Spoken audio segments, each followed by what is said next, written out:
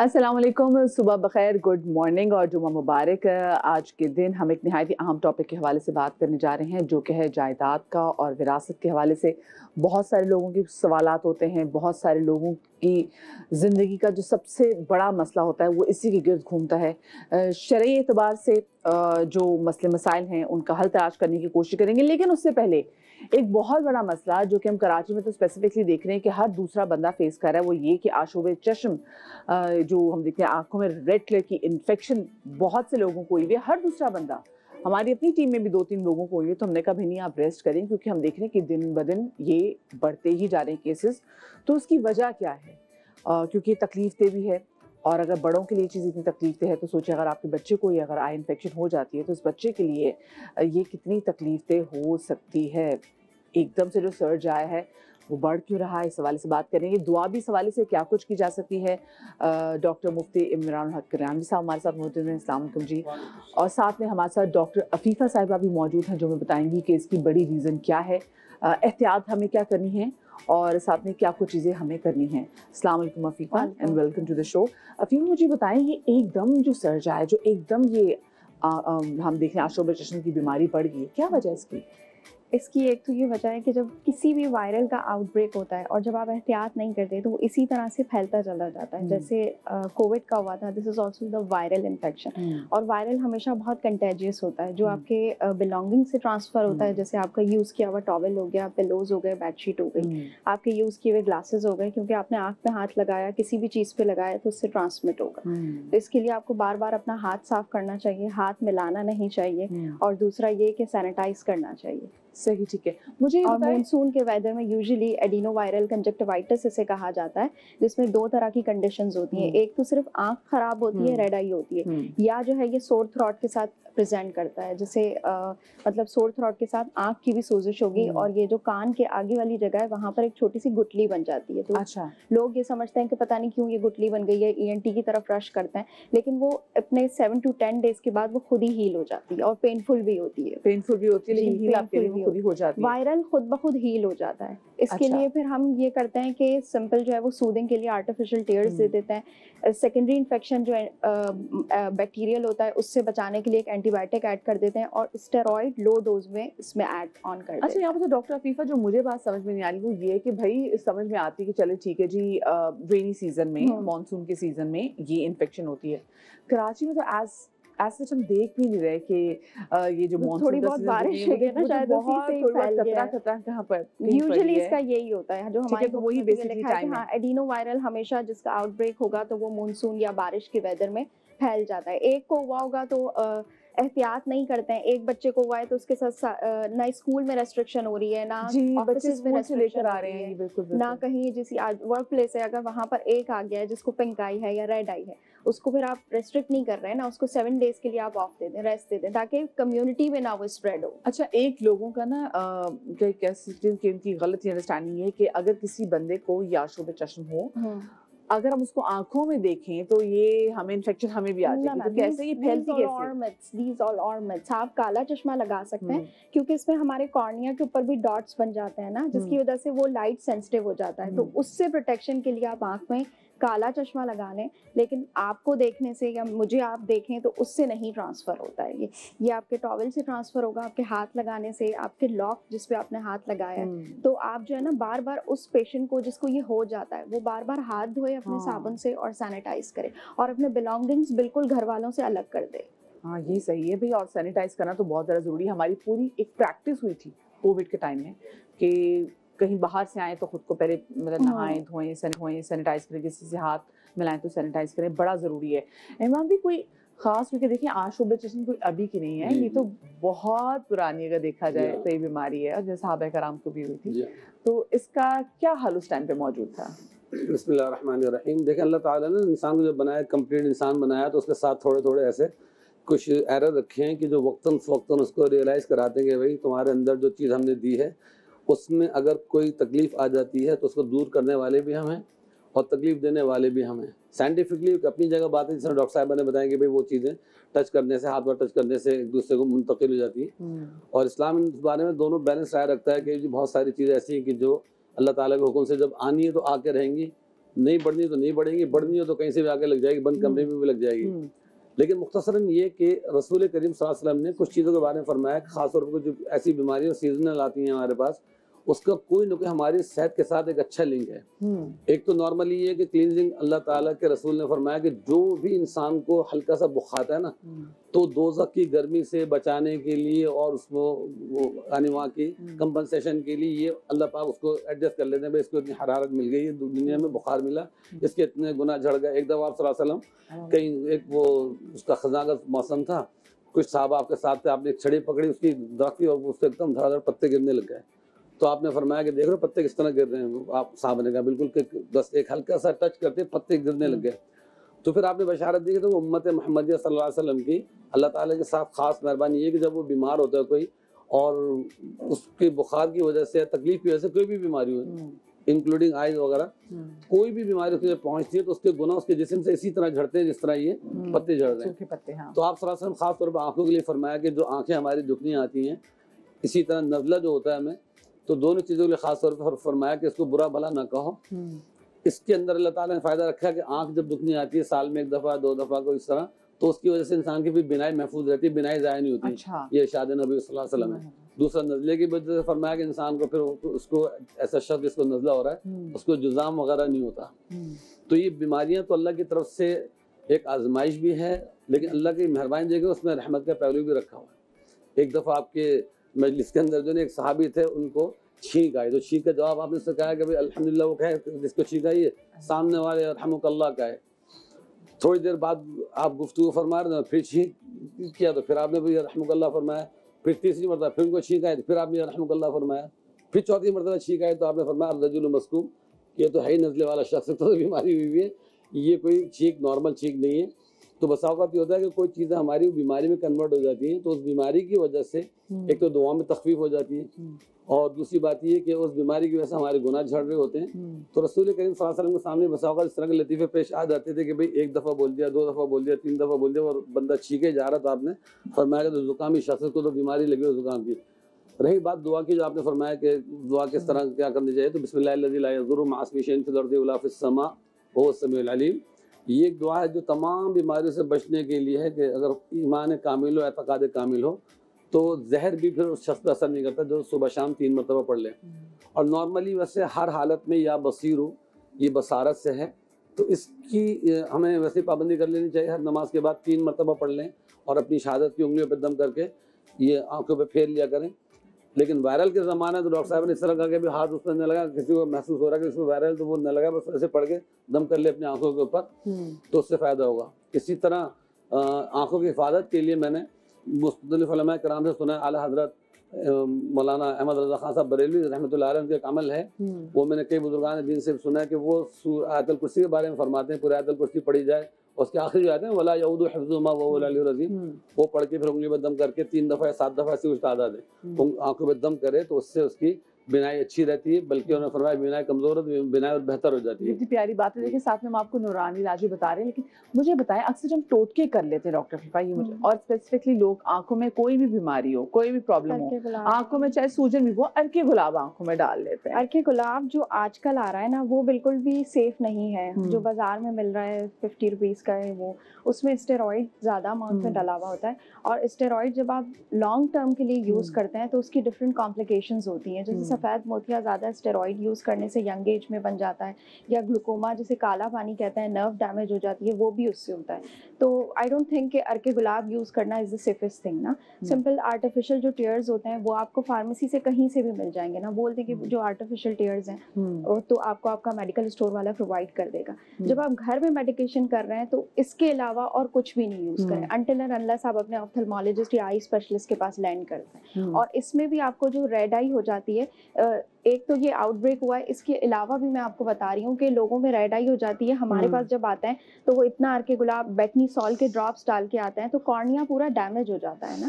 اس سے یہ ہوتا ہے کہ پھر کمپلیکیشنز کے بعد وہ ہمارے پاس آتا ہے. یا تو آنکھ میں اکثر لوگوں کا میٹل والا فورن باڈی پڑا ہوا ہوتا ہے جو اتنے دن ڈراپس ڈالتے رہتے ہیں, نہیں صحیح ہوتا, پھر ہم اس کو سرنج کے تھرو نکالتے ہیں. تو جب بھی آپ کی ریڈ آئی کیا ہو, ہوتا ہے جس کو سرنج کے تھرو آپ نکالتے ہیں؟ یوزلی یہ جو ویلڈنگ کا کام کرتے ہیں نا, یا بائک پہ جا رہے ہوتے ہیں, تو میٹل کا کوئی فورن باڈی اڑ کے کارنیا پہ ایک دم اسٹک ہو جاتا ہے, اور وہ آنکھ ریڈ رہتی ہے, فورن باڈی سینسیشن رہتی ہے. فورن باڈی سینسیشن یعنی کہ عام ورڈ میں آپ سے کہیں گے آنکھ میں کچھ کھٹک چپ رہا ہے نا, اور پانی آتا رہتا ہے. وہ جب تک فورن باڈی نہیں ریموو ہوتا تو پیشنٹ کو کمپلینس رہتی ہیں.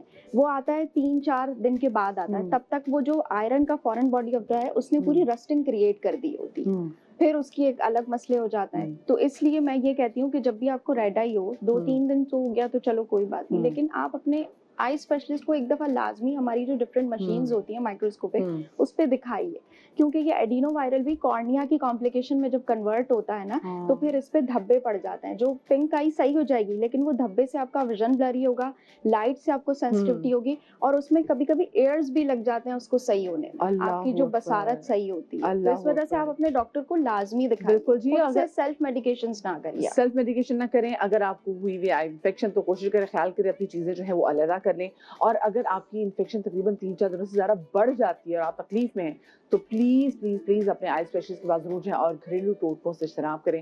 بہت شکریہ آپ کا جی, ڈاکٹر عفیفہ ہمارے ساتھ موجود تھی. آج ہم بات کریں گے جائیداد اور وراثت کے حوالے سے. ہم اکثر دیکھتے ہیں اپنے آس پاس کہ کبھی ماں باپ اپنی اولاد سے ناراض ہو کے ان کو جائیداد سے آہ کر دیتے ہیں. ماں باپ کے چلے جانے کے بعد اس دنیا سے جائیداد کی وجہ سے, وراثت کی وجہ سے, زمین کی وجہ سے ہم دیکھتے ہیں کہ بہن بھائیوں میں بٹوارا ہو جاتا ہے, بہت لڑائی ہوتی ہے. اور کبھی کبھی تو ایسا بھی ہوتا ہے کہ بہنیں جو ہوتی ہیں, بھائی ان سے ان کا جائیداد میں جو حصہ ہے وہ بھی معاف کرا لیتے ہیں. تو کیا یہ جائز ہوتا ہے یا نہیں ہوتا, اس حوالے سے بات کریں گے. آپ لوگوں کو کوئی سوال ہو تو آپ لوگ ہمیں کال بھی کر سکتے ہیں. ہمارے ساتھ عمران الحق کلیانی صاحب تو موجود ہی تھے, ہمیں جوائن کیا ہے بریک کے بعد مفتی نوید عباسی صاحب نے بھی. السلام علیکم جی. اور ساتھ میں ہمیں اویس ربانی بھی جوائن کیا ہے. السلام علیکم اویس. اور ساتھ میں ہمارے کیس بھی, ہم ان سے بات بھی کریں گے. لیکن کیونکہ بریک پہ جانے سے پہلے ہم بات کر رہے تھے آشوب چشم کے حوالے سے, اور پھر نوید بھائی نے کہا کہ وہ بھی اس میں ایڈ کرنا چاہیں گے. جب آشوب چشم کے حوالے سے ہم بات کرتے ہیں تو یہ ہے کیا؟ دیکھیے, بسم اللہ الرحمن الرحیم. گزارش یہ ہے کہ یہ جو آنکھوں کی بیماری ہے, اس حوالے سے غزوہ خیبر کے موقع پر مولا کائنات امیر المومنین سیدنا حضرت علی کرم اللہ وجہ الکریم, نبی علیہ السلام نے کہا تھا کہ کل جھنڈا اس کے ہاتھ میں دوں گا جس کے ہاتھ پر اللہ فتح عطا کرے گا. اور حدیث کے الفاظ مختلف ہیں کہ وہ اللہ رسول سے محبت کرتا ہوگا, اللہ اور اللہ کے رسول اس سے محبت کرتے ہوں گے. تو صبح حضور علیہ السلام کی بارگاہ میں اس وقت نبی علیہ السلام کے پاس حضرت مولا موجود نہیں تھے. تو آپ نے فرمایا وہ کہاں ہیں؟ تو بتایا گیا کہ ان کی آنکھیں دکھ رہی ہیں. تو کہا بلاؤ. تو نبی علیہ السلام نے اپنا لعاب حضرت مولا کائنات کی آنکھوں پر لگایا. اس پر صوفیاء نے ایک لطیف بات کی ہے, سارے صوفیاء نے نہیں لیکن کچھ صوفیاء نے, کہ اگر کسی کی آنکھیں دکھ جائیں تو سی النسب سید نبی علیہ السلام کی اولاد سے, چونکہ خون کا اثر ہوتا ہے. ہم نامعلوم زمانے سے آدمی ہیں, حضرت آدم علیہ السلام کی اولاد سے ہیں, اور کوئی یہ نہیں کہہ سکتا آج کہ آپ آدمی نہیں ہو, کیونکہ ہم آدم کی اولاد سے ہیں.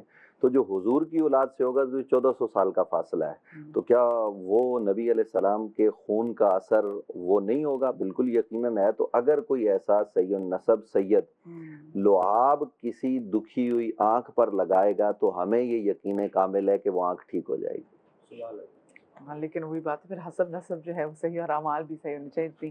اور وراثت کے ٹاپک میں ہم آتے ہیں, اتنی پیاری بات کی اور آئی وش ہم اس کو پہلے بھی انکلوڈ کر سکتے ہیں. اچھا یہ میں بتائیں سب سے بلکہ میں آپ سے پوچھنا چاہوں گی نوید بھائی, یہ جو جائیداد میں وراثت میں بٹوارا ہوتا ہے یہ کس حساب سے ہوتا ہے؟ دیکھیے, قرآن مجید فرقان حمید نے یہ ارشاد فرمایا یوصیکم اللہ فی اولادکم للذکر مثل حظ الانثیین. بنیادی طور پر قرآن نے یہ بات فرض کی ہے کہ آپ نے اس انداز میں تقسیم کرنی ہے جو انداز قرآن نے بتایا ہے. اسلام چونکہ معاشرے کو پھلتا پھولتا دیکھنا چاہتا ہے اور ہر آدمی کا جو ہے وہ اس کی زندگی کی آرام آسائش ان کا خیال دیکھنا چاہتا ہے. اس لیے جب کوئی انسان قریب المرگ ہوتا ہے تو اس کو اسلام یہ حق دیتا ہے کہ وہ وصیت کرے، لیکن وہ کل مال کی وصیت نہیں کر سکتا، وہ 1/3 مال کی وصیت کرے گا۔ اور پھر یہ بھی دیکھیے کہ قرآن مجید فرقان حمید نے جہاں یہ بات ارشاد فرمائی ہے وہاں ساتھ میں یہ ارشاد فرما دیا کہ یہ اللہ نے لازم کر دیا ہے۔ اور اس کو آج کل بہت زیادہ قرآن مجید کی اس آیت پر تنقید کی جاتی ہے کہ دیکھیے قرآن جو ہے نا وہ عورتوں کے حقوق معاذ اللہ جو ہے وہ ادا نہیں کر رہا یا غصب کر رہا ہے، اس طرح کے الفاظ ہوتے ہیں۔ قرآن مجید فرقان حمید نے یہ کہا ہے کہ للذکر مثل حظ الانثیین، جو 2 بہنوں کا حصہ ہے وہ ایک بھائی، یعنی 2 بہنوں جتنا حصہ ایک بھائی کو ملے گا۔ تو اب اس میں پھر والدین کا ہے، اگر بہنیں زیادہ ہوتی ہیں تو قرآن مجید فرقان حمید نے اس آیت میں آگے چل کے پوری ایک تفصیل ہمیں بتائی ہے۔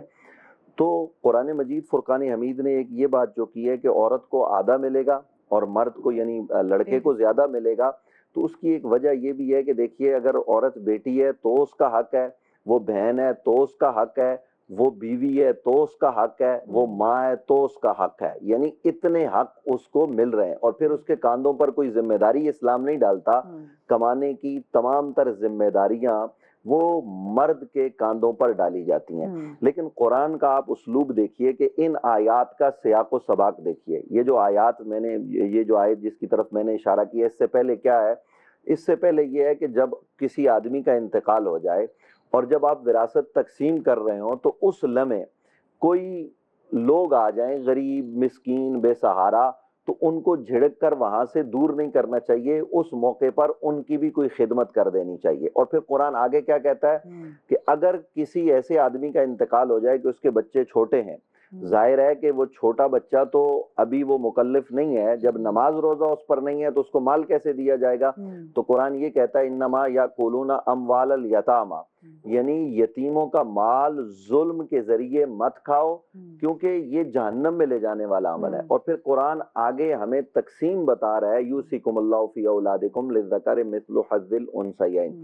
تو یہ پورا ایک پروسیس ہے۔ یہاں یہ بات میں عرض کر دوں کہ چونکہ ہم کسی خاص پیرائے میں بات نہیں کر رہے، طلاق کے مسائل خاص طور پر اور میراث کے مسائل، یعنی یہ ہر فیملی کا معاملہ مختلف ہوتا ہے، کسی گھر میں 10 فرد ہوتے ہیں، کسی میں 3 ہوتے ہیں، تو جرنلی اگر کوئی ہم سے ٹی وی پہ پوچھے گا تو ہم تو وہ جواب دے دیں گے، وہ کہے گا یہی شرعی جواب ہے۔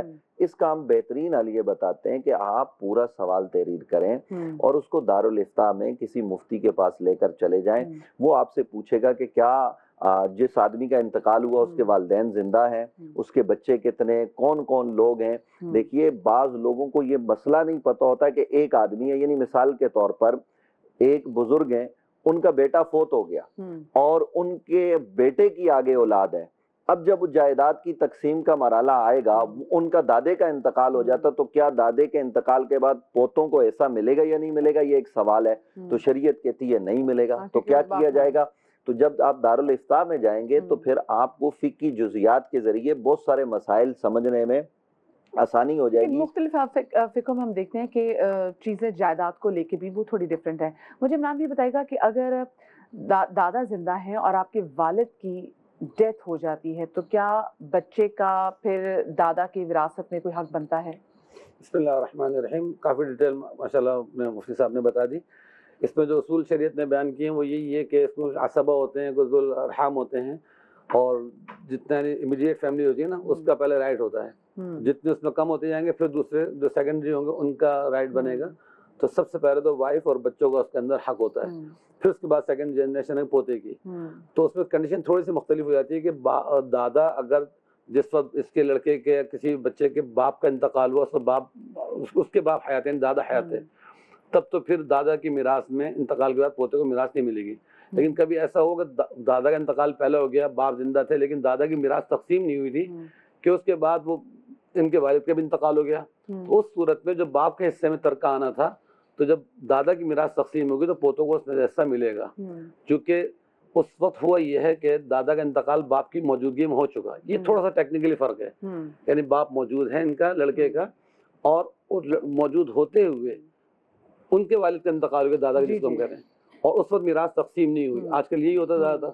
پھر بعد میں کبھی وہ 20 25 30 سال بعد جائیداد تقسیم ہو رہی ہے، اس وقت پوتے بھی بڑے ہو گئے موجود ہیں، تو اس وقت پھر ان کو اپنے باپ کی نسبت سے وہ حصہ ملے گا جو باپ کے حصے میں آنا تھا اس وقت نہیں ملا اس کو، تب وہ باپ کے ترکے میں شامل ہو کے اس پوتے کو مل جائے گا.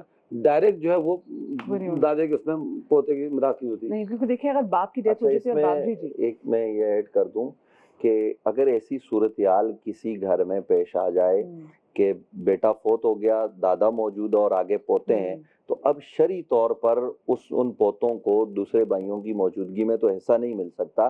تو اس کے لیے دادا کے پاس اختیار ہے کہ وہ اپنے مال کی پوتوں کے لیے وصیت کر دے. صحیح، کیونکہ دیکھیے یہاں پہ اگر باپ تک دادا کی وراثت نہیں پہنچی ہے، بتا اب تک انہوں نے اناؤنس نہیں کی، تو پھر یہاں پہ زیادہ سوال ہو جاتا ہے نا کہ بھی اگر باپ کو نہیں ملی تو پھر آگے پوتے کو کیسے ملے گی. جی جزاک اللہ. تمام تعریفیں خدائے بزرگ و برتر کے لیے جو تمام جہانوں کا پالنے والا ہے. درود لامحدود محبوب رب الودود راحت العاشقین مراد المشتاقین حضرت محمد مصطفیٰ، آپ کی آل پاک، آپ کے جانثار انصار اور اصحاب پر. میراث کے حوالے سے انتہائی عمدہ گفتگو ہو رہی ہے اور انتہائی معیاری قسم کا موضوع ہے آج کل، بلکہ ہمیشہ ہر دور میں یہ مسئلہ رہا ہے. اس سے اندازہ لگائیے کہ حضور سید والا جان دو عالم حضرت محمد مصطفیٰ صلی اللہ علیہ وآلہ وسلم نے فرمایا کہ وہ 5 چیزیں جو روز محشر پوچھی جائیں گی، جن کا حساب دینا ہوگا، ان میں سے 2 بڑے سوالات مال کے حوالے سے ہیں.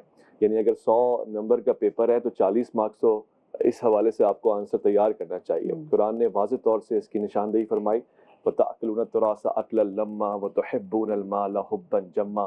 منع فرمایا اس حرکت کو کہ مال جمع کر لیے جائیں، ناحق مال کو یا تقسیم کیا جائے یا جمع کیا جائے، دونوں اس کے خلاف ہے. یہاں تک کہ حضور سید والا جان دو عالم حضرت محمد مصطفیٰ صلی اللہ علیہ وآلہ وسلم نے فرمایا کہ وہ شخص جو کسی وارث کی میراث کو ہڑپ کر جائے گا، نہیں دے گا، اس سے جنت کی میراث بھی چھین لی جائے گی. یہ بہت بڑا قانون ہے. دیکھیے یہ نہیں دیکھا کہ مسلمان ہے غیر مسلم ہے، عدل کا قانون جو ہے اعدلوا اقرب للتقوی. اسلام دنیا میں عدل کے معیار کو واضح کرنے کے لیے آیا ہے. یہاں تک کہ غیر مسلم بھی آپ سے آ کے کہیں، اور حضور کے دور میں ایسا ہوتا تھا کہ جی ہماری میراث کا مسئلہ ہے، حل فرمائیے. اگر آپ اہل کتاب ہوتے تھے، اہل کتاب کو ان کی کتاب سے فیصلہ فرماتے تھے. اگر اہل قرآن ہے تو فیصلہ عدل کے اوپر مبنی آپ ہمیشہ بیان کیا کرتے تھے. آج دیکھیے نا یہ مسئلہ جسے آپ ڈسکس کر رہی ہیں کتنا ہی غیر متواضع طور سے ہمارے سامنے آتا ہے. بہنوں بیٹیوں کو میراث سے دور کر دیا جاتا ہے. اچھا یہ میں آپ کو بہت کیٹیگوریکلی بتاؤں کہ ہم نے اس کو کمپیریٹیولی اسٹڈی کیا ہے. یہ کہہ دینا کہ بیٹے کا حصہ ڈبل ہے اور بیٹی کا حصہ 1 ہے، یہ واقع اسلام کا قانون ہے. مگر کس معاشرے میں؟ اسلامی معاشرے میں. اس معاشرے میں کہ جب بیوی کو حق مہر مل جاتا ہے، اس معاشرے میں کہ جب عورت سونا پہنتی ہے، مرد نہیں پہنتا سونا، یہ سارا مال اسی کے لیے ہوتا ہے. اس معاشرے میں کہ جب بیٹی بہن کی کفالت مرد کی ذمہ داری ہوتی ہے، یہاں آپ نے بہن بیٹی کو نوکری کے لیے چھوڑ دیا ہے، اس کو آپ نے یتیم ہے، بے وارث ہے، کچھ بھی آپ نے حال حوال نہیں لینا، بیوہ ہے، کوئی خیر خبر نہیں لینی ہے، پھر اس پہ آپ کہہ رہے ہیں کہ بیٹے کا حق دگنا ہے. تو آپ پہلے اس کے بنیادی حقوق ادا کریں. وہ جو لے دے کے اس کی میراث بنتی ہے اس کو بھی آپ ادا کر جائیں گے اور بنیادی حقوق پہلے نہیں دیں گے. یعنی تواضع اور عدل کا معاشرہ ہونا چاہیے. آج چونکہ میراث پہ گفتگو ہو رہی ہے، میں چاہتا ہوں کہ اس پہ اپنا حق ادا کروں. آج جمعہ ہے اور سید الایام میں جناب شاہ عبداللطیف بٹائی کا عرس بھی جاری ہے سندھ میں. سندھ بھر میں شاہ صاحب کے عقیدت مند محبت کرنے والے ان کے دروازے پہ، ان کی درگاہ پہ، ان کی بارگاہ میں کھڑے ہو کر ان سے جو علم کی میراث لے رہے ہیں اس پہ اظہار تشکر کر رہے ہیں. حضرت علامہ اقبال نے کہا تھا کہ باپ کا علم اگر بیٹے کو نازبر ہو تو پسر قابل میراث پدر کیوں کرو. تو حقیقی طور سے بیٹیوں کی میراث تو ایک موضوع ہے، مگر پوری امت نے جو میراث علم کی پائی تھی، علماء سے جو لینی تھی، وہ بھی ہم نے کھو دی ہے. حضرت شاہ عبداللطیف بٹائی کا ایک شعر بڑا مشہور ہے، چاہتا ہوں کہ اس کو سندھی زبان میں پڑھ کے ڈیڈیکیٹ کروں. اکھڑ پر الف جو ورک سب وسار، اندر تو اجار پنا پڑھندے کیترا. آپ نے ایک اور جگہ فرمایا کہ کاڈیں تیجے کن، کاڈیں تیجے وات، کاڈیں تیجے بکرو، کاڈیں تیجے کاٹ. یعنی کبھی جھک جاؤ جہاں جھکنے کی جگہ ہے، سبمسو ہو جاؤ جہاں سبمسو ہونے کی بات ہے، اور جہاں پہ ہو ہلکا ہے یاراں تو برے شم کی طرح نرم، رزم حق و باطل ہو تو فولاد ہے مومن. تو یہ ہمیں میراث سے شاہ سائیں سے ملا ہے. اس میں مزید انشاءاللہ گفتگو ہو سکتی ہے. بالکل مزید ہمارے ساتھ کیس اسٹڈی میں سے بھی بات کریں گے. لیکن میں یہ بات کروں کہ ہمارے ہاں نا معاشرے میں ہماری ماؤں بہنوں بیٹیوں کا نا اب یہ دماغ ایسا بن چکا ہوا ہے کہ جہاں ان کو یہ بولیں گے نا کہ بیٹا آپ اپنا نا جائیداد کا آپ کے بھائی کو ضرورت ہے، دیکھو تمہاری تو اچھی جگہ شادی ہوگی تو اپنی جائیداد معاف کر دو، دیکھو تمہارا بھائی کتنا کمزور ہے، وہ کیسے کمائے گا، وہ کیسے اپنے لیے گھر بنائے گا، تم لوگوں نے حصہ مانگ لیا. تو بہت ساری جو بہنیں ہیں نا، یہ خواتین کے میں نے دیکھا ہے مائنڈ ایسے بن چکے ہیں کہ وہ اپنا حق معاف کر دیتی ہیں. ہم نے ان کو کم ہی دیکھا کہ وہ جائیں. میں جو यहाँ पे केस है पहले वो केस अपना तारुफ करा लें, फिर मैं ब्रेक पे जाऊंगी, फिर जब ब्रेक से वापस आएंगे तो फिर उस हवाले से बात भी होंगी। हमारे साथ इजहार साहब मौजूद हैं। इजहार साहब, आप अपना ज़रा मसला बयान कीजिएगा, फिर उस पर जवाब तो हम ब्रेक के बाद लेंगे। बिस्मिल्लाहिर्रहमानिर्रहीम। जी, मेरा मसला मतलब विरासत से मुताल्लिक़ ही है। वालिद साहब जो है वो चूँकि मुझे थोड़ा सा ज़्यादा प्रेफर वो करते थे, तो वालिद साहब के इंतकाल के बाद जो है वो भाई बहनों ने, उनका मतलब ये मौक़िफ़ ये था कि ये जी वालिद साहब की ज़िंदगी में बहुत ज़्यादा उनके मंजूर नज़र रह चुके हैं, तो लिहाजा अब इनका कोई उसमें कोई वो नहीं। आप बहन भाइयों में सबसे बड़े हैं छोटे हैं? मैं सेकंड लास्ट हूँ। अच्छा, आप सेकंड लास्ट हैं। जी। और आपसे वो सबसे ज़्यादा प्यार क्यों करते थे कि आपके वालिद साहब आपके साथ रहते थे? जी जी, मतलब मैं उनके साथ, मतलब आप कहा तो ये जाएगा कि मैं उनके साथ आप रहता उनके था, साथ रहते थे? खिदमत असल में उनकी की, हम्म, सब किया, तो उन्होंने जो है वो मतलब उससे खुश होकर के उस पे उन्होंने जो है वो मतलब वो ये चाहते थे कि मेरी सब सारी जायदाद ये ले ले। अच्छा, वो ये चाहते थे वो कि ये सारी चाहते थे और बाकायदा डॉक्यूमेंट्स भी तैयार हो गए थे। मैंने साइन नहीं किए, सिर्फ इस वजह से कि मैंने खुद वालिद साहब को कहा कि इसमें सबका हिस्सा है, आप अगर मुझे दे सकते हैं तो 1/3 दे सकते हैं जितना मैंने इस्लाम पढ़ा है। इजहार साहब का सवाल ये था, और वो यहाँ पर इसलिए मौजूद हैं कि वो अपने वालिद के बहुत करीब थे, उन्होंने अपने वालिद की बहुत खिदमत भी की। उनके वालिद ये चाहते थे कि उनकी जायदाद तो पूरी की पूरी उनको मिले, लेकिन उन्होंने कहा कि मैंने साइन नहीं किया उस पर, उन्होंने विल तैयार तो की हुई थी। और अब ये है कि उनके जो बाकी बहन भाई हैं वो चाहते हैं कि इनको जायदाद में किसी भी किस्म का वारिस ना बनाए, क्योंकि उन्होंने अपने वालिद की ज़िंदगी में ही जो पर्क्स थे उसके वो एंजॉय किए हुए हैं। नवीद भाई, मैं आपसे इसका जवाब लेना चाहती हूँ कि इसकी शरई क्या सलूशन अगर देखा जाता है? देखिए, गुजारिश ये है कि अगर वालिद अपनी ज़िंदगी में किसी बेटे को ज़्यादा दे, कम दे, या अपना माल किसी और को दे दे, तो ये उसका इख्तियार है। ये चूँकि माल उसका है, तो विरासत का मामला, मीरास का शुरू ही तब होता है कि जब आपकी आंखें बंद होती हैं, आपका इंतकाल होता है। तो इंतकाल के बाद जो उसके वरासा हैं, जो बनते हैं वरासा अज़रुए शरीयत, उनमें शरीयत के उसूलों के मुताबिक माल की तकसीम होगी। ये नहीं कहा जा सकता कि ये बाप के करीब था तो इसको वालिद ने चूंकि अपनी जिंदगी में दे दिया तो अब हम नहीं देंगे। साहब, ये हमारा इख्तियार नहीं है, ये अल्लाह रब्बुल आलमीन का निज़ाम है, उसने कानून बना दिया। वो जिंदगी में क्या करते रहे वो उनका हक था। तो हमारे मुआशरे में इस तरह के वाक़यात होते हैं। क्यों होते हैं? कुरान मजीद ने कहा इन्नमा अम्वालुकुम व औलादुकुम फितना, माल भी फितना है, औलाद भी फितना है, अल्लाह इस फितने से बचाए। तो इनके मामले में अब जो शरीयत का मामला है वो ये है, और ये सब के लिए, किसी एक के लिए नहीं, कि जनाब जब इस तरह किसी का इंतकाल हो जाए तो इंतकाल के बाद जो उसका माल होगा, जितनी भी जायदाद होगी, वो शरीयत की उसूलों के मुताबिक तकसीम होगी, जिंदगी की तकसीम का एतबार नहीं होगा। सही कि माँ बाप ने किसी से ज्यादा प्यार किया, उसको ये चीज दे दी, वो चीज दे दी, नहीं। जब डेथ होगी, आंखें बंद होंगी, फिर वो जैसे जो भी विरासत होगी वैसे तकसीम होगी। पाकिस्तान का लॉ क्या कहता है मन इस हवाले से? अच्छा, सबसे पहले जैसे इन्होंने खुद प्रायर टू ब्रेक बात की कि वालिद साहब देना चाहते थे एंड उन्होंने एक्सेप्ट नहीं किया। हमारे यहाँ गिफ्ट का बड़ा क्लियर कॉन्सेप्ट है, 3 इंग्रेडिएंट है जिसे हम कहते हैं offer, acceptance and delivery of possession. तो ऑफर तो आ गई वालिद साहब की तरफ से और इन्होंने उसको एक्सेप्ट नहीं किया। अब जैसे मुफ्ती साहब ने बयान किया कि इनहेरिटेंस लॉ स्टार्ट ही तब होता है जब वंस बीन डेथ। डेथ के बाद आपका इनहेरिटेंस लॉ जब आता है तो वो अकॉर्डिंगली हमारे शरिया लॉ पे ही है। पाकिस्तान का जो सक्सेशन का जिसे हम लॉ कहते हैं वो स्टैंड करता है शरिया लॉ पे ही, accept to the one thing which we after discuss यहाँ पे क्यों चूंकि बात हुई थी, तो किसी बहन भाई के चाहने से, कहने से इनका शेयर जो है वो डिसॉल्व नहीं हो सकता। सही, क्योंकि अभी आपके घर वालों ने, आपके बहन भाई ने आप पे केस किया हुआ है, और वो केस क्या किया हुआ है आप पे? मकान, जिस मकान में हम रह रहे थे जी, उसके ऊपर जो उन्होंने केस किया था वो अल्हम्दुलिल्लाह वाले साहब की दुआओं से ही मेरा ख्याल है कि वो मैं जीत चुका हूँ।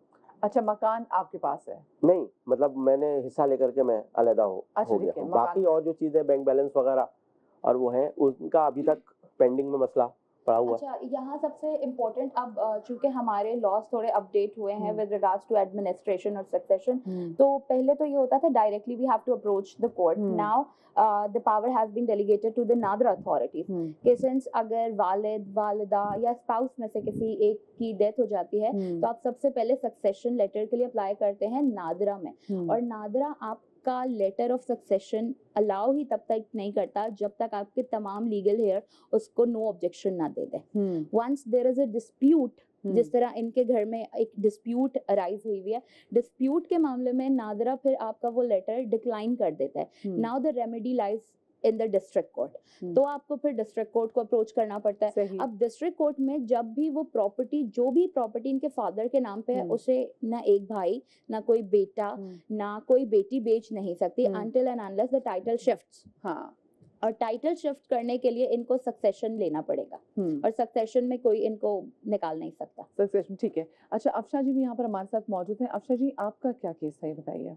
अस्सलाम वालेकुम. वालेकुम जी. मेरा केस असल में मेरे हस्बैंड का है, क्योंकि उनको उनके नाना नानी ने अपनी बड़ी बेटी से अडॉप्ट किया था, क्योंकि उनके यहाँ माशाल्लाह माल दौलत काफ़ी थी मगर बेटा नहीं था. तो इन्होंने जैसे अपने नवासी को अडॉप्ट किया था 10 साल की उम्र में. फिर अल्लाह की कुदरत है कि कुछ अरसे बाद अल्लाह ने उनको बेटे से भी नवाज दिया. अब कुछ अरसे पहले इनका यानी कि इनके नाना नानी की डेथ हो गई, हमारी भी ससुर और सास की डेथ हो गई. तो वही सब ये जायदाद वगैरह के बंटवारे की बात हुई करी. तो उन्होंने ये कहा कि इन्होंने इनके जो सगे यानी कि बेटियां और जो बेटे हैं, उन्होंने कहा कि इनका यानी कि आपके मियाँ की जो खाला है और जो मामू है जी, अब वो चाह रहे हैं कि इनको जायदाद में से हिस्सा ना मिले, क्योंकि ये तो एक तरह से ले पालक हैं या सेकेंडली कह लें कि नवासे हैं. तो कह रहे हैं इनका कोई जायदाद में हिस्सा नहीं होता. मगर ये कि अब हमारी भी फैमिली है, हालात देख रहे हैं आप, बच्चे हैं, रेंट के घर पे हैं, काफ़ी हालात अच्छे नहीं हैं हमारे. तो कुछ इसके बारे में अगर सही, ठीक है. अच्छा, सबसे पहले तो मैं ज़रा ले पाले के हवाले से क्या कहता है इस्लाम, ज़रा मैं इस हवाले से बात भी करती हूँ. मुझे इमरान भी मेरी रहनुमाई कीजिएगा. वो लोग स्पेसिफिकली लिखते हैं कि अब अगर आपकी औलाद ना भी तो आप बच्चे अडॉप्ट कर लेते हैं. उन बच्चों का, या फिर ऐसे जैसे नाना बच्चियों की डिवोर्स या बच्ची बेवा होती है तो उनके बच्चों को हम देखते हैं नाना या दादी या दादा अडॉप्ट कर लेते हैं, उनकी गार्डियन उनका नाम आ जाता है. उनकी डेथ के बाद फिर उस बच्चे का उनकी जायदाद पे कितना हक होता है ले पाले का? जी, इसमें देखें, एक तो अडॉप्शन का मसला है, वो बिल्कुल इस्लाम में अलाउ है. जिस तरह हज़रत मूसा अलैहिस्सलाम को जो है ना हज़रत आसिया ने और फ़िरौन ने अडॉप्ट किया था, उनके घर में तरबियत हुई, पूरा पाला पोसा. हज़रत यूसुफ अलैहिस्सलाम को अज़ीज़ मिस्र के घर के अंदर परवरिश हुई, बेटा बना लिया गया. उन्होंने कहा हम बेटा बना लेंगे इसको. हज़रत ज़ैद रज़ी अल्लाह ताला अन्हु को हुज़ूर अकरम सल्लल्लाहु अलैहि वसल्लम ने अपना बेटा बनाया. तो ये तो एक ऑप्शन है इस्लाम के अंदर कि हम अडॉप्ट कर सकते हैं किसी को ना. अब आगे बात इसके अंदर इन दोनों के थोड़ा सा मिलता जुलता, उसको मैं वाज़ेह कर दूं कि किसी का मंजूर नज़र होना, अजीज़ होना, वो एक अलग मैटर है, लेकिन सबका इक्वल लाइट होने का अलग है. अल्लाह ताला ने ये हैसे बुरसा डन कर दिया, यानी खुद मुख्तस कर दिए. इसमें किसी अथॉरिटी को वो नहीं इजाज़त की भाई वो माइनस प्लस कर सके. सपोज के जैसे उनके वालिद साहब ने कहा उसने ज़्यादा मेरी खिदमत की है, मैं उसको दे दूँ. तो ये भी उसूल शरीयत का कि मीरास को या हिबा की सूरत में अपनी ज़िंदगी में इस तरह से किसी को दे देना कि बाकी वरसा महरूम हो जाए, तो ये भी जुल्म है. मुस्लिम शरीफ की एक रिवायत है, इसमें हज़रत नुमान इब्न बशीर रज़ियल्लाहु ताला अन्हु, उन्होंने गुलाम अपने एक बेटे को दिया, उस बड़ा उससे मोहब्बत करते थे और रसूल करीम सल्लल्लाहु अलैहि वसल्लम की खिदमत में आ गया, रसूलुल्लाह आप गवाह बन जाइए कि मैं ये अपना गुलाम अपने इस बेटे को हिबा कर रहा हूँ. तो आपने फरमाया कि तुमने बाकी बेटों को भी गुलाम हिबा किया? उन्होंने कहा नहीं. तो आपने फरमाया कि मैं जुल्म की चीज़ पे गवाह नहीं बन सकता. तो एक पहलू ये भी नज़र में रहे कि आपकी जायदाद में से इस तरह तकसीम करना, किसी एक बेटे को दे देना, चाहे वो हिबा की सूरत में कानून शरन उसकी इजाज़त है कि हो सकता है, लेकिन शरीयत ने उस चीज़ से मना फरमाया. इवन ये भी कहा है कि जो छोटे बच्चे होते हैं, जब बाप अपने किसी बच्चे को प्यार करे, अगर एक बच्चे को प्यार करे दूसरे को भी करे, ताकि दूसरे के दिल में गिल्ट ना हो, शर्मिंदगी ना हो कि मुझे एहसास महरूमी का वो ना हो. लेकिन इमरान भाई, ये जो लेपालिक का जिसमें केस है, तो क्या वो फिर डिजर्व करते हैं? अब लेपालक की बात आ गई. एक लेपालक तो होता है कि बिल्कुल अननोन है, कोई उसका पता ही नहीं है, तो वो भी डिजर्व नहीं करता. मिरास में शरम कोई हिस्सा नहीं. अपनी ज़िंदगी में कोई पेरेंट्स दे देते हैं उसको, वो उनकी मर्जी, बिल्कुल दे सकते हैं कि उन्होंने जो चीज़ दे दी इसको एज अ गिफ्ट कोई चीज़ देते हैं, लेकिन मरने के बाद मिरास में शरम उसका कोई हक नहीं होगा. शरम कोई हक नहीं होता. अच्छा, आप अवैस कुछ ऐड करना चाह रहे थे दरमियान में? बहुत दिलचस्प बात है. और मैं ये सोच रहा था कि जब डॉक्टर इमरान साहब तारीखी मिसाल दे रहे थे पालने की, अडॉप्शन की, तो मेरे जहन में एक पल के लिए हज़रत अब्दुल मुत्तलिब, हज़रत अबू तालिब का ख्याल आया कि उन्होंने कितना बड़ा ख़जाना अपनी गोद पे रखा और किस अदल और इंसाफ के साथ रखा. रिवायात में यह है कि खाने पिलाने में भी तहारत का खासा और एहतियात रखी कि हुजूर सैयद कौनैन के ऊपर कोई बोझ जिम्मेदारी ऐसी ना, यहाँ तक कि उनके निकाह का बंदोबस्त किया, खुद काजी बने. तो ऐसे ही मयार होना चाहिए. अब एक मिसाल मिरास के हवाले से मेरे जहन में आ रही है. اسلام دو چیزیں نہیں پسند کرتا. ایک, اگر آپ نے کسی کو اڈاپٹ کیا اس کو اپنی کنیت نہیں دے سکتے, اپنا نام نہیں دے سکتے. بہت سے لوگ یہ غلطی کرتے ہیں محبت میں, بلکہ نسبتوں کی محبت میں کنیتیں بھی لے لی کرتے ہیں. یہ بہت بڑا گناہ ہے, منع فرمایا اس بات سے. کسی غیر سے اپنے آپ کو منسوب کرنا جو اس کی کنیت کرنا ہو, یہ بھی غلط ہے. اسی طرح مال کے معاملے میں صرف سب بیان فرما رہے تھے کہ جو اڈاپٹیڈ چائلڈ ہے, جو رشتہ دار نہیں ہے, اڈاپٹیڈ چائلڈ کا میراث میں حق نہیں ہوتا, جس طرح کنیت میں حق نہیں ہے. اب اگر اس کا کوئی ریلیشن بنتا ہے, اس ریلیشن کے تحت اس کی میراث بن سکتی ہے, وہ ایک الگ مسئلہ ہے, صرف اڈاپشن کا نہیں. حضور سید عالم کے پیارے حضرت علی المرتضیٰ, آپ پہ ہمارا سلام ہو, آپ کے پاس ایک کیس آیا آپ کی خلافت کے دور میں. اس شخص نے مرتے وقت اپنے عزیز ترین دوست کو کہا کہ یہ 1000 دینار ہے, ان 1000 دینار کو میں چاہتا ہوں کہ میرا بچہ ابھی چھوٹا ہے, اس کی کفالت نہیں ہو سکتی, تم یہ رکھ لو, بڑا ہو جائے جتنے چاہنا اس کو دے دینا. اچھا, دوست تو بڑا عزیز تھا, مگر مال ایسا ہے نا کہ اس میں دوستی بھی نہیں رہتی اور رشتہ بھی نہیں رہتا. خلافت کا دور تھا جب حضرت علی ظاہراً خلافت پہ فائز تھے, آپ کے سامنے کیس آیا, بیٹا بڑا ہو گیا, اس نے اس صاحب سے کہا کہ آپ میرے بابا کے دوست ہیں, 1000 دینار میرے بابا نے آپ کو دیے تھے, کہا بھی تھا جتنے چاہنا دے دینا, مجھے کچھ دے دیں. تو اس شخص نے 1 دینار نکال کے اس کو دیا اور کہا کہ یہ تم رکھ لو بس. تو اس کو بڑا غصہ آیا, حضرت مولا کائنات کی خدمت میں خلافت میں آیا اور بارگاہ میں اس نے کیس فائل کیا کہ میرے ساتھ ناانصافی ہوئی ہے. اچھا, آپ نے دونوں کو بلایا اور کہا کہ کیا مدعا ہے. ان دونوں نے کہا کہ جناب ان کے والد مرحوم نے کہا تھا کہ جتنے چاہنا اتنے دے دینا, تو میں نے 1 دینار نکال کے دے دیا, اس پہ کیس ختم ہو گیا. سب سے آپ نے رائے لی, سب نے کہا کہ ہاں تو بالکل صحیح نظر آ رہا ہے, اس نے تو ان کو الاؤ کیا تھا کہ جتنے چاہنا دے دینا, مگر بچہ مظلوم تھا. اور دیکھیے مظلوموں کے مولا نے کیا فیصلہ سنایا, کہا کہ وہ جو شخص ہے نا جس کو 1000 دینار کا وارث بنایا تھا اور اس کو کہا تھا کہ جتنے چاہنا دے دینا, اے شخص سن لو, 999 دینار ہیں جو اس کو دینے اور 1 دینار جو تم نے خود رکھنا ہے. لیکن یہ کیسا فیصلہ ہے, کہ یہ ایسا فیصلہ ہے کہ حضور آپ کے دوست اور ان کے والد نے کہا تھا کہ جتنے چاہنا اتنے دے دینا, جس کو تم نے چاہا ہے اپنے لیے وہ 999 ہے, اور جو تم نے نہیں چاہا وہ 1 دینار ہے, وہ خود رکھو, جو چاہا ہے وہ اس کو دو. کیا بات ہے, کیا انصاف کا کیا معیار ہے. تو میراث کے مسئلے کو بہت احتیاط سے دیکھا ہے اسلام نے, اس کے ساتھ کسی کے ساتھ زیادتی ہوتی ہے, خدا اس کو ایسے فریم کرتا ہے کہ جیسے آپ نے اس کے بندے کا دل دکھایا ہے, پھر وہ آپ کو آپ کے حق سے محروم نہ کر دے, اس کا خوف رکھیں. بالکل صحیح. اچھا, کانسٹیٹیوشن پاکستان کیا کہتا ہے, کانسٹیٹیوشن پاکستان؟ اس میں جیسے اویس نے بالکل کلیئر بات کی کہ with regards to other relation اگر آپ پہ کوئی شیئر بنتا ہے تو وہ ضرور بنے گا. اڈاپشن کو ریکگنائز نہیں کرتا پاکستانی لاء. ہمارے ہاں اگر قانون دیکھا جائے تو اڈاپشن میں ہم نہیں جاتے, رادر جب ہم کوئی بچہ اڈاپٹ کرتے ہیں تو ہم لیگلی اس کے گارجین اپوائنٹ ہوتے ہیں. اور پھر وہی بات کہ پریفرنس یہ ہے کہ آپ ایز لیگل گارجین کے طور پہ نام دیں, فادر یا مدر کے طور پہ نام نہ دیں. اب ان کا جو معاملہ ہے اس میں معاملہ یہ ہے کہ اڈاپٹ کیا گیا مگر اس سے ان کی کوئی انہیریٹنس نہیں بنتی. انہیریٹنس کا رائٹ صرف اتنا بنے گا جو ان کی والدہ کا شیئر بنے گا, یعنی نواسے تھے تو ان کی جو والدہ کا شیئر بنے گا ان کے نانا اور نانی کی پراپرٹی میں, وہ اکارڈنگلی جتنے بہن بھائی ہوں گے وہ ڈسٹریبیوٹ ہوگا, وہ حصہ ان کو ضرور ملے گا. صحیح. اس کے علاوہ نہیں, اس کے علاوہ نہیں ملے گا. تو آپ لوگ ابھی کیس کوئی آپ لوگ لڑے اس حوالے سے؟ نہیں, ابھی تو بس جیسے آپس میں بات چیت ہو رہی ہے, جیسے کوئی گائیڈ کر دے تو پھر جیسے اس طرح سے کیس وغیرہ فائل کر دیں. تو لیکن اگر جو باقی ان کے جو ہسبینڈ کی جو خالہ ہیں اور ماموں ہیں, اگر وہ خود چاہیں تو پھر ہو سکتا ہے, ادروائز یہ کلیم نہیں کر سکتے. یہ claim with regards to the share of her mother, بس ماں تک کے شیئر تک کا کلیم کر سکتے ہیں. یعنی اگر ان کی والدہ حیات نہیں ہے, مجھے اب یہ نہیں پتا کہ والدہ حیات ہیں ان کے ہسبینڈ کی یا نہیں, یعنی ان کی ساس, اگر ساس حیات ہیں تو ظاہر ہے وہ تو انہی کا رائٹ ہے, وہ خود کلیم کریں گی. اور اگر والدہ حیات نہیں ہے تو وہ ان کا جو حصہ ہے اسے کلیم کر سکتے ہیں. اچھا, مجھے بتائیں, اگر کوئی شخص جو کہ جس کے پاس بے پناہ مال و دولت ہے اور اس کے بعد اس کی اولاد بھی نہیں ہے اور ان کیس اگر وہ شادی بھی نہیں کرتا, تو پھر اس سینیریو میں اس شخص کی جو اس کی ساری دولت جائیداد ہے وہ کہاں جائے گی ویسے؟ اچھا, اس میں ہم جب انہیریٹنس لاء کی بات کرتے ہیں مسلم فیملی لاء کے, محمدن لاء کے اندر, تو ہمارے پاس 3 طرح کے شیئررز بنتے ہیں, جن کو ہم پہلے شیئررز کہتے ہیں, ریزیجوری شیئررز کہتے ہیں اور ڈسٹنس کنڈر کہتے ہیں. پہلے تو وہ جو آپ کے بالکل جیسے ہم امیڈیٹ فیملی کہتے ہیں, یعنی اسپاؤس آپ کے ماں باپ اور آپ کے بچے. ان کیس یہ نہیں ہے, اس کے بعد آ جاتے ہیں آپ کے گرینڈ پیرنٹس نہیں ہے تو آپ کے بہن بھائی آ گئے. اگر یہ بھی نہیں ہے تو آپ کی ایکسٹینڈڈ فیملی میں چلا جائے گا, آپ کی خالائیں, آپ کے چاچوں کے بچے.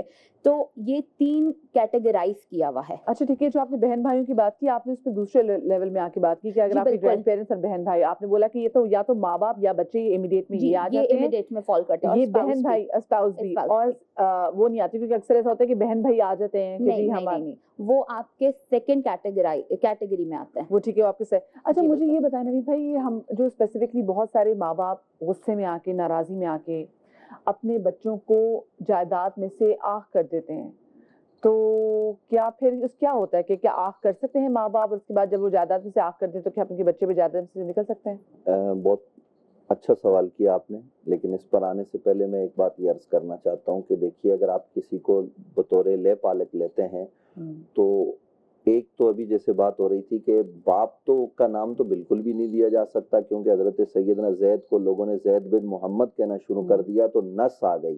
اللہ کے قرآن نے منع کر دیا, ذالکم قولکم بافواہکم, یہ تمہارے منہ کی بات ہے, زید بن محمد نہیں ہے, زید بن حارثہ ہے.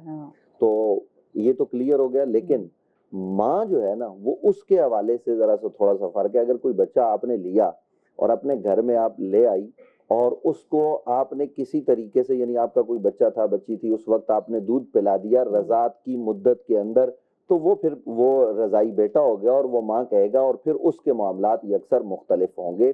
تو اس چیز کو ہمیں سمجھ لینا چاہیے. اور جو گھر میں بچے لے پالک رکھے جاتے ہیں, حتی الوسع کوشش کی جائے کہ ان کو کسی نہ کسی طریقے سے رضائی رشتے میں باندھ دیا جائے, یعنی رضائی رشتہ یہ بھی ہو, وہ سارے معاملات اس کا خیال کیا جائے. باقی آپ نے جو کہا کہ یہ جو آگ کرنے کا معاملہ ہے, روزانہ اخبارات میں, ٹی وی چینلز پر ہم دیکھتے ہیں فلاں آدمی نے اپنے بیٹے کو آگ کر دیا اور کہا کہ اس کو میں نے اپنی جائیداد سے بے دخل کر دیا.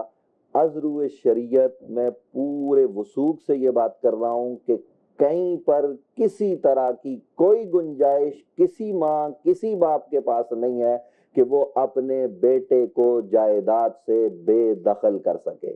یہ اختیار نہیں ہے, کسی صورت نہیں ہے, یہ اس کا حق ہی نہیں ہے کہ وہ, اللہ نے اس کو اس کے گھر میں پیدا کیا ہے.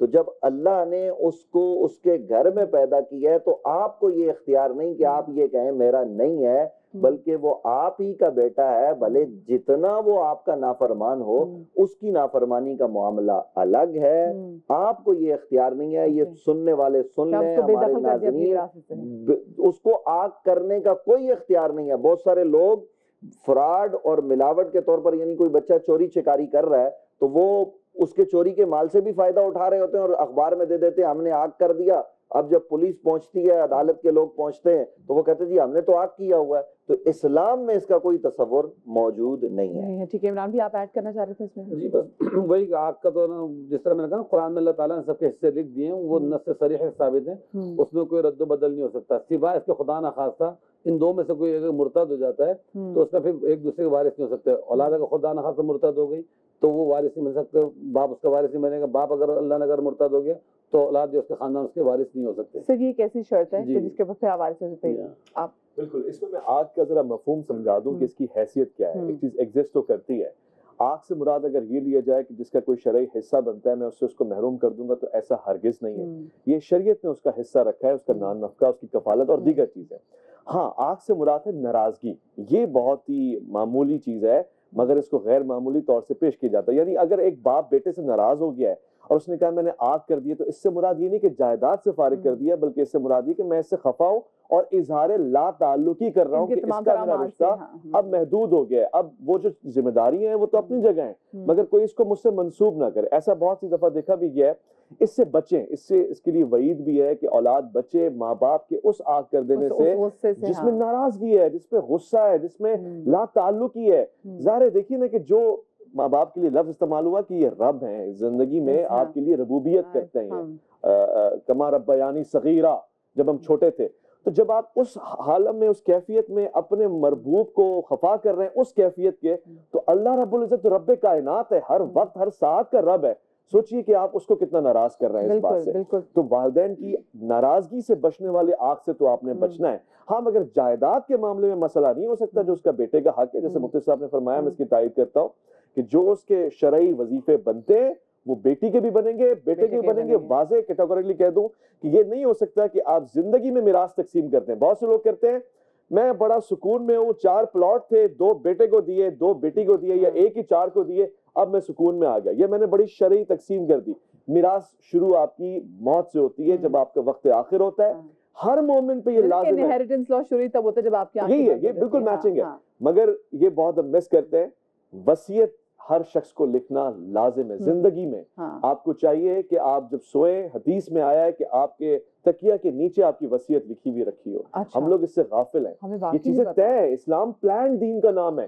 when you fail to plan you are planning to fail. اسلام آپ کو تدبیر سکھاتا ہے. سید الشہداء 9 محرم کو, میں بچوں کو ٹائم مینجمنٹ بتاتا ہوں, کربلا سے سیکھے. 9 محرم کی رات تو انسان کو یہ ہوگا نا کہ کل تو شہادت ہے, تو بس کیا کرنا ہے, وہ ٹائم مینجمنٹ اور پلاننگ کر رہے ہیں. قاسم موت کو کیسا دیکھتے ہو؟ حبیب آپ کہاں کھڑے ہوں گے؟ عباس آپ کے لیے وہ جگہ ہے, سعید آپ کے لیے یہ جگہ ہے. یعنی پلاننگ کتنی امپورٹنٹ ہے ریلیجن میں, اس پہ ذرا آپ توجہ دیں. میں نوید سے آپ کے پاس آتی ہوں, لیکن میں جی ایڈ کرنا چاہوں گی. جیسے مفتی صاحب نے ایک بہت کلیئر بات کہی کہ اگر کوئی شخص مرتد ہو جائے تو وہ انہیریٹنس میں پھر ڈراپ ہو جاتا ہے. تو ایک کنڈیشن ایک اور ہے جو ایکسپلین ضروری ہے کہ اگر کوئی ایک لیگل ہیئر کسی دوسرے لیگل ہیئر کو قتل بھی کر دے, اگر باپ نے بیٹے کو قتل کر دیا تو باپ پھر انٹائٹل نہیں ہے بیٹے کے انہیریٹنس میں آنے کے لیے. اور اگر یہی کام بیٹے کے تھرو ہو جاتا ہے, یعنی خدا نخواستہ بیٹے نے باپ کو قتل کیا, تو وہ بیٹا انٹائٹل نہیں ہوگا. اور جب آنر کلنگ کے بہت سارے کیس ہوتے ہیں, کیا وہ بھی بچہ ایسے ہے کہ اگر کسی نے آنر کلنگ کر دی ہے تو پھر وہ باپ کی جہاں بھی وراثت میں آ رہے ہیں, فال کر رہے ہیں, آپ کا شیئر بنتا ہے. اور اگر آپ ایک دونوں لیگل ہیئرس ہیں اور اس میں سے ایک مرڈرر ہے اور ایک وکٹم ہے, تو پھر آپ ڈراپ ہو جائیں گے. آپ فیملی ٹری میں تو رہیں گے مگر انہیریٹنس میں نہیں ہوں گے. اچھا, دوسری اویس کی بات سے میں ایک بات ایڈ آن کروں گی جو بہت اچھی بات کہی کہ وصیت لکھنی چاہیے.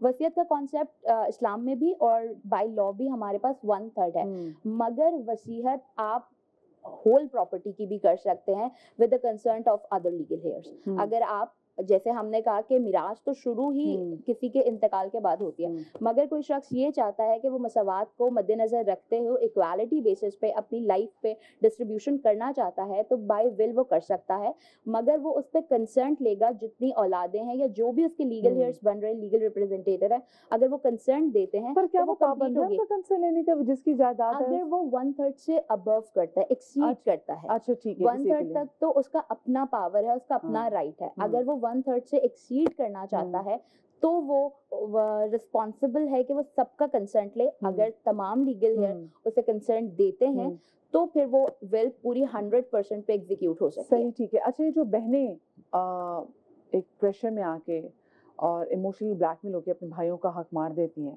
کیا یہ جائز ہے؟ اور ہم بات کریں گی کہ ہمارے ہاں بیٹیوں کو لیور کر کے ان کو ایک طریقے سے ایموشنل بلیک میل کر کے موسٹ آف دا ٹائمس ہم نے دیکھا ہے کہ وہ اپنا حصہ جو ہے اپنے بھائیوں کے حق میں معاف کر دیتی ہیں.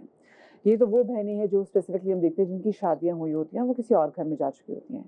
لیکن ان بہنوں کا کیا ہو جن کی ماں باپ نے شادی ہی نہ کی ہو اور ماں باپ چلے جائیں اور ان کا بھی ان کے بھائی کے علاوہ کوئی نہ ہو, تو ان بہنوں کا پھر وراثت میں کیا حق بنتا ہے؟ اس حوالے سے بات کریں گے. ایک ہمارے ساتھ یہاں پر کیس بھی ہیں, ہم ان سے بات بھی کریں گے. شازیہ جی ہمارے ساتھ موجود ہیں. شازیہ, میں چاہوں گی کہ آپ اپنا جو سوال ہے, جو اپنا مدعا ہے, ہمارے علماء کرام کے سامنے اور یہاں پہ ایمن بھی موجود ہیں ان کے سامنے رکھیں پلیز. جی, وہ کیا نام ہے, میرے جو ہسبینڈ تھے وہ سعودی عرب میں رہا کرتے تھے, تو وہ والدین کے کو خرچہ بھیجتے تھے گھر کا, سب کچھ کیا انہوں نے. کچھ عرصے بعد ساس کی طبیعت خراب ہوئی, پھر ان کی ڈیتھ ہو گئی. تو اسی طرح ہی معاملہ چلتا رہا, خرچہ گھر میں آ رہا تھا, وہ کما کے یہیں بھیج رہے تھے پاکستان. تو سارے بہن بھائی مزے سے کھا رہے ہیں, پی رہے ہیں, سب کچھ کر رہے ہیں, کوئی مسئلہ نہیں ہوا. آپ کے ہسبینڈ کے کتنے بہن بھائی ہیں؟ 4 بھائی ہیں, 2 بہنیں. 4 بہن میں سے کتنوں کی شادی ہو گئی ہے؟ دونوں کی شادی ہو گئی ہے. اچھا, اور بھائیوں کی بھی سب کی شادی ہو چکی ہے, سب صحیح ہے. اور سب آپ کے سسر کے گھر میں رہتے تھے؟ جی ٹھیک ہے. ٹھیک ہے. اور آپ کے بھائی آپ کے ہسبینڈ جو ہے باہر سے پیسہ کما کے ادھر بھیجتے تھے اور آپ بھی یہیں پر موجود جی میں یہی تھی بچوں کے ساتھ, ٹھیک ہے. پاکستان میں ہی تھی. وہ کما کے بھیجتے تھے, سب لوگ آرام سے کھا رہے ہیں پی رہے ہیں, کوئی مسئلہ نہیں ہوا. اس کے کچھ عرصے بعد ہی پھر سسر کا بھی انتقال ہو گیا, تو یہ کووڈ کی وجہ سے یہ پاکستان واپس آ گئے, تو جاب لیس ہو گئے تھے. اس کے بعد یہ ہوا کہ اب ظاہر پرابلم ہو گئی, بچے ہیں, گھر کا خرچہ ہے, کچھ نہیں ہو پا رہا تھا. تو انہوں نے اپنے بہن بھائیوں سے تقاضا کیا کہ وہ مجھے میرا حصہ دیں وراثت میں. گھر میں بھی قبضہ کیا ہوا ہے اور کوئی حصہ بھی نہیں دے رہے. تو ان کے بہن بھائیوں نے کہا بس والدین چلے گئے, کوئی حصہ نہیں ملے گا. تو اس طرح تو نہیں ہوتا ہے نا. تو آپ لوگوں نے کورٹ سے رابطہ کیا؟ جی کیا تھا, رابطہ کیا تھا, تو لیکن کیس ابھی تک چل ہی رہا ہے. کیس ابھی تک چل رہا ہے, ٹھیک ہے. تو آپ یہ بتائیں کہ ادر دین دا لینڈ, جو زمین گھر کے علاوہ بھی ان کی کوئی وراثت ہے, کوئی پراپرٹی بھی ہے؟ وہ بینک بیلنس وغیرہ ہے, گھر تو ہے, ایک گھر ہے, باقی بینک بیلنس وغیرہ ہے, وہ سب ان لوگوں کے ہی قبضے میں ہے. وہ سب ان لوگوں کی, دونوں بہنوں کے قبضے میں. اچھا پہلے لیکن وہ سکسیشن, اس کے لیے تو سکسیشن وہی بات ہے نا کہ لیٹر بہت زیادہ ضروری ہے کہ اگر ماں باپ کو کوئی اکاؤنٹ تھا تو جب تک. اب تو لاز اتنے اسٹرکٹ ہیں کہ جب تک آپ بینک کو آپ کے سیونگ سرٹیفکیٹس ہیں, کوئی بھی ادارہ ریلیز ہی نہیں کرتا, وہ آپ کے اکاؤنٹس کو فریز کر دیتا ہے. آپ کے سیونگ سرٹیفکیٹس جو موسٹلی ہوتے ہیں انویسٹمنٹس اگر ہوئی ہوئی ہیں تو وہ اپنے پاس ہولڈ آن کر دیتے ہیں انٹل اینڈ انلیس آپ آرڈر نہیں لے کر آتے کورٹ کا یا نادرا سے سکسیشن, تو وہ آپ کو ریلیز نہیں کرتے ایز پر لا. ٹھیک ہے. تو اس میں ویسے آپ کیا ان کا سولوشن دیکھتی ہیں؟ اچھا سمپل ہے. اب چونکہ انہوں نے خود کہا کہ وہ جو گھر ہے وہ ان کے سسر کے نام پر ہے اور سسر کا انتقال ہو چکا ہے, اور 6 بہن بھائی ہیں, 4 بھائی اور 2 بہنیں, تو یہ لیگلی تو ان سب کا ہی رائٹ ہے. اب ان کا کیس آن گوئنگ ہے, پینڈنسی آف سوٹ ہے جو ان کا, اور وہ بیسکلی پارٹیشن ایڈمنسٹریٹو سوٹ ہوگا جس میں سب کو حصہ دیا جائے گا. چونکہ پوزیشن جو ہے وہ 2 نندوں کے پاس ہے, تو وہ پوزیشن کو ریٹین کرنے کے بعد سب میں ڈسٹریبیوشن کرنے کے لیے بیسکلی جو ہمارے سول سوٹس اور سول لاز چلتے ہیں وہ تھوڑے سے لیندی ہوتے ہیں, تو وہ لیندی ہونے کی وجہ سے شاید زیادہ لٹیگنٹ اور پریشان ہوتا ہے. مگر یہ ہے کہ لیگل رائٹ ہے, شرعی حق ہے, جو بیٹے کا 2:1 کا رائٹ بنتا ہے وہ ان کا ہے. صحیح, ٹھیک ہے. راہیل بھائی آپ اس میں کیا ایڈ کرنا چاہتی ہیں؟ کیا آپ کو لگتا ہے اس میں کیا سولوشن کا نکل سکتا ہے؟ دیکھیے وہ تو شرعی طور پر حقدار ہیں, اور ہمارے یہاں عدالتی نظام اتنا عجیب و غریب ہے کہ بندے کا انتقال ہو جاتا ہے اور فیصلہ بعد اس کے حق میں آتا ہے. ایسی مثالیں ہیں. تو ہماری عدالتوں کو بھی چاہیے اور ہماری انتظامیہ کو چاہیے کہ اس باب میں غور کرے اور مظلوم کو اس کی دہلیز پر انصاف مل جائے. یہی وجہ ہے کہ معاشرے میں ایجانی کیفیت پیدا ہوتی ہے. جو آپ نے 1-2 سوال اٹھائے نا, ان سے سوال پوچھنے سے پہلے کہ بچیوں کو حق نہیں ملتا اور وہ بچیاں جن کی شادی نہیں ہوتی, ہمارے یہاں ایک اور پرابلم ہے جائیداد بچانے کا. جو ہم لوگ تو بات کر رہے ہیں نا, یہ کراچی شہر میں جس کے پاس 120 گز کا پلاٹ ہے, 80 گز کا پلاٹ ہے, 200 گز کا ہے, انہی لوگ 60 گز والے کی بات کر رہے ہیں. ان کی کون بات کرے گا جن کے پاس ہزاروں ایکڑ زمین ہے اور وہ بیٹی کی شادی نہیں کرتے, باہر نہیں بیچتے, کیونکہ اس جائیداد سے کسی کو حصہ دینا پڑے گا, اور کہا جاتا ہے کہ ہم نے اس کی شادی معاذ اللہ قرآن کے ساتھ کر دی ہے. اس ظلم کے خلاف کون بات کرے گا؟ یہ ہے اصل ظلم, یہ ہے فیوڈل نظام جو ہمارے ملک کی بنیادوں کو کھوکھلا کر رہا ہے. اگر ان بڑے بڑوں کو گردن سے دبوچ کر انصاف کے آپ نیچے لائیں گے, اور جب انصاف ملے گا ان کی گھر میں موجود عورتوں کو, بچیوں کو, تو پھر خود بخود انصاف ہوتا نظر آئے گا. چونکہ ہمارے ہاں نبی اکرم صلی اللہ تعالیٰ علیہ وسلم کا فرمان ذہن میں رکھیے.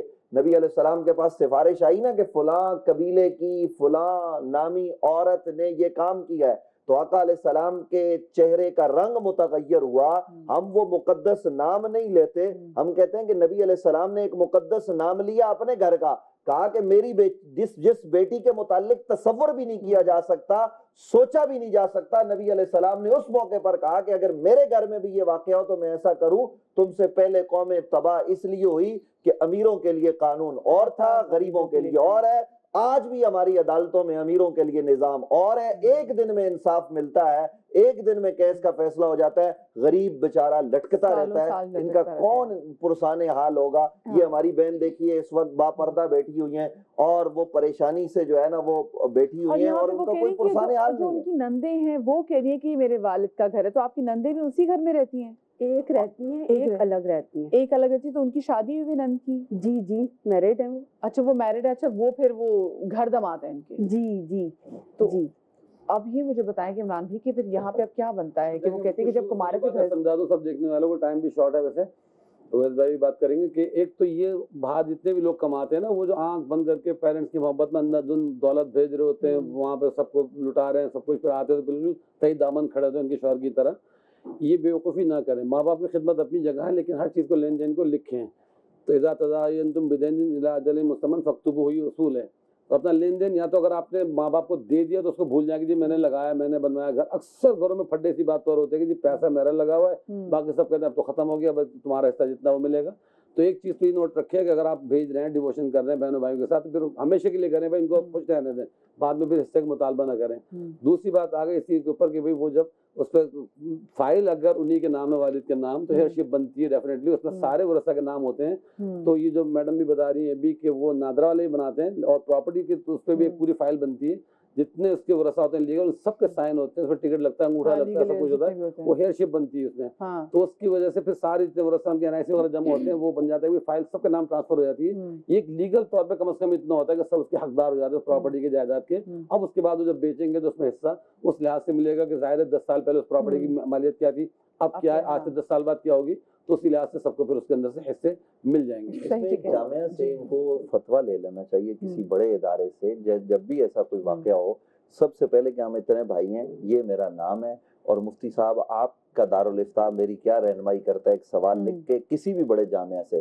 اس میں مسلک کی کوئی قید نہیں ہے، یہ میراث کے معاملات کیونکہ قرآن نے بیان کر دیے تو یہ سب کے یہاں ایک ہیں، تو ایک دو جامعات سے جب لے کے عدالت میں یہ وہ جمع کرا دیں گی تو اس میں ان کے وکیل کو آسانی ہوگی کیس کو آگے بڑھانے۔ لیکن ساتھ میں سیکنڈ پارٹی بھی پھر وہاں ساتھ جائے گی، عدالت میں بھی، دارالافتاء میں بھی، کہ آپ کا جو دعویٰ ان کے خلاف کہ وہ صحیح بھی ہے، نہیں ہو سکتا کہ وہ آپ کے خلاف کوئی دعویٰ ثابت کر دیں کہ ایسا نہیں ہے، تو دونوں پارٹیوں کو فریق ہونا عدالت میں بھی دارالافتاء میں ضروری ہے۔ صحیح، ٹھیک ہے۔ اچھا جی بالکل ایڈ آن کرنا چاہوں گی، جیسے بات یہ ہوئی کہ بیٹیوں کی شادی اور شادی نہ کروانا، لیگلی آپ کا شیئر اس بات پہ بالکل اسٹینڈ نہیں کرتا کہ آپ شادی شدہ ہیں یا آپ غیر شادی شدہ ہیں۔ اگر میری انہیریٹنس ہے تو میرا میرٹل اسٹیٹس اس کو بالکل ڈسٹرب نہیں کرتا۔ بیٹی غیر شادی شدہ ہے تو بھی اس کا وہی لیگل رائٹ ہے، اور بیٹی شادی شدہ ہے تو بھی اس کا لیگل رائٹ وہی ہے۔ جی جی بالکل میں سمجھ گئی، مگر وہ کلیئر کرنا ماسس کے لیے ضروری تھا۔ ہاں بات بالکل صحیح کی۔ اچھا مجھے بتائیں اویس، بہت سے لوگ اپنی زندگی میں ہی اپنی جو وصیت لکھتے ہیں، جو اپنی جائیداد کے بارے میں ول لکھتے ہیں، اسی میں ہی اپنی بیٹیوں کو انکلوڈ نہیں کرتے کہ ہم نے اس کو کسی اچھی جگہ بیاہ دیا ہے تو بس ختم۔ یہ باپ کی طرف سے ناانصافی ہے، ظلم ہے، اور یہ بیٹیاں روز محشر سوال کریں گی۔ وہ جو مقتول بیٹیاں نا وہ سوال کریں گی نا کہ ہمیں کیوں قتل کیا گیا تھا۔ دوسرے نمبر پہ یہ وہ بیٹیاں جن کو وراثت سے یا بھائیوں نے یا باپ نے یا جن کے پاس اختیار تھا محروم رکھا تھا ان کی وراثت سے۔ دیکھیے عورت اس معاشرے میں اور ہر معاشرے میں عام طور سے ظاہر وہ پس پردہ ہوتی ہے، اس کی کفالت کی ذمہ داری مرد کی لگائی گئی ہے، اس کے لیے انتظامات محفوظ انداز سے پرووائڈ کیے گئے ہیں۔ میرے ذہن میں بھی آپ کی بات سے ایک بات آ رہی تھی کہ جیسے کہ ہماری بہن کا کیس ہے، اس طرح کا کوئی بھی کیس، کیا ہمارے دوست یہ خیال کرتے ہیں کہ جس جگہ پہ ہم قبضہ کر لیتے ہیں اور میراث سے محروم رکھتے ہیں وارث کو، اس جگہ پہ نماز بھی نہیں ہوتی ہے، عبادتیں کرنے سے عبادتیں نہیں ہوتی ہیں قبضے کی جگہوں پہ، یعنی وہ کام جو حلال ہے عبادت میں شامل ہوتا ہے ان جگہوں پہ ان چیزوں سے نہیں ہو سکتا۔ اب ذرا میں کیوں نہ نام لوں، اس میں لوگوں کو لنگر کھلا دیں جو مرضی کرتے ہیں۔ جی آپ ذرا توجہ کیجئے گا، ہم بڑی باتیں کرتے ہیں مگر جو اصل انسپریشن ہے وہ گما دیتے ہیں، کھو دیتے ہیں۔ ہم سید الشہداء کی بات کرتے ہیں مگر یہ نہیں دیکھتے کہ سید الشہداء نے کربلا کی زمین کو بھی خریدا ہے اپنے پیسوں سے، حالانکہ شہادت ہے اور ظاہر قبور کا وہاں پہ قیام ہوگا، مگر اس کے باوجود کتنی طہارت، کتنی نفاست، کتنی بڑی پلاننگ ہے۔ ہم اس پیاری شخصیت سے یہ نہیں سیکھ رہے کہ وقت آخر کا اہتمام کر رہے ہیں، قبضے کی جگہ نہیں ہے، اور یہاں پر زندگیاں گزارنی ہیں، نسلیں پلنی ہیں اس گھر میں جو قبضے کی ہے، جو کسی کا حق چھین کے ہے۔ یقین جانیے ایسا کیس ہم نے سنا, وہ ایک قبر سے کیڑوں کی آوازیں آ رہی, شکلیں عجیب سی, چیخوں کی آوازیں نمودار ہو رہے, عجیب سی مخلوق نکل رہی. کسی نے پوچھا کیا مسئلہ ہے؟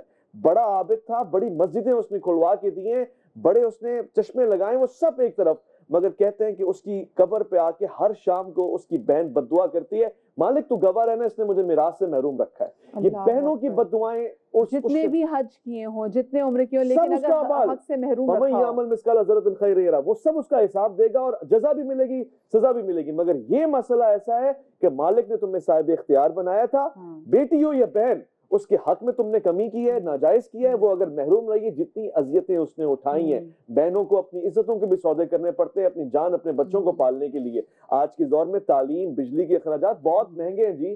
ایسے کسی کو گھر سے نکال دینا اور یہ سوچنا کہ وہ خود پل جائے گی کیونکہ وہ ہمارے بھائی کی بیوی تھی, اب وہ اس کی ہماری ذمہ داری نہیں رہی ہے, ایسا نہیں ہے. وہ اپنے گھر کو چھوڑ کر آئی ہے, اپنی جوانیاں اس نے لگائی ہیں, بچوں کی کفالت اس نے کرنی ہے. یہ آپ نے سے بڑی اچھی بات کی کہ وہ جس کا حق بنتا ہے آپ اس کو ڈپرائیو رکھیں, چاہے وہ بیٹا ہو یا بیٹی ہو, آپ قبضہ کر لیں اور پھر اس کے سوال کرنے پہ بھی اس کو نہ لوٹائیں, تو پھر آپ اس جگہ پہ جو مرضی وہ کام کریں جو کہ اللہ کو پسند ہے. اللہ کی پسندیدگی میں شامل ہی نہیں ہو سکتی کیونکہ وہ قبضے کی زمین ہے. اور جیسے آپ نے بات کی تو دیکھیں قبر تک وہ کیسے عذاب پھر ان کے جاتا ہے کیونکہ اس نے اپنی بہن کو, سگی بہن کو جو ہے وہ حق سے محروم رکھا. تو سوچیں کہ اگر آپ کسی معصوم کو کسی حق سے محروم رکھے تو اس کا کتنا آپ کو نہ ہوگا. ایک بات کہو, میں نے جب سے سنا ہے نا میرے رونگٹے کھڑے ہو جاتے ہیں یہ سوچ کے, یہ تو پھر بھی قبضے والی بات ہو رہی ہے نا. قبضہ تو آپ جبری کرتے ہیں, قرض تو آپ مجبوری میں لیتے ہیں, مجبوری میں ادا بھی نہیں کر پاتے. حضور سید والا نے اعتراض فرمایا اس کی جنازہ پڑھنے سے جو مقروض ہے. کتنی بڑی بات ہے, حالانکہ اس نے مجبوری میں قرضہ لیا ہوگا, مگر اس کا اگر قرضہ ہے میں جنازہ نہیں پڑھوں گا اس کو پہلے قرضے ادا کرواؤ اپنے. اللہ اکبر, ہم اس رحمت سے محروم نہ رہ جائیں, خدا ہمیں قبضوں سے, میراث کے چھین لینے سے بچائے. اچھا, میں ذرا اب کیونکہ وقت مختصر ہے, بیوہ خواتین کے بے حقوق کے حوالے سے بات کرنا چاہوں گی. ان کے پھر کیا رائٹس بنتے ہیں, کیونکہ اکثر ایسا ہوتا ہے کہ ہم دیکھتے ہیں کہ اگر بیٹے کی ڈیتھ ہو جائے تو جو بیوہ ہوتی ہے اگر اس کی اولاد ہو تو پھر چلے کہیں نہ کہیں اس پہ رحم کھا لیتے ہیں, لیکن اگر وہ بے اولاد ہو تو اس کو محروم کر دیتے ہیں. تو اس حوالے سے جو ہے اسلام کیا کہتا ہے؟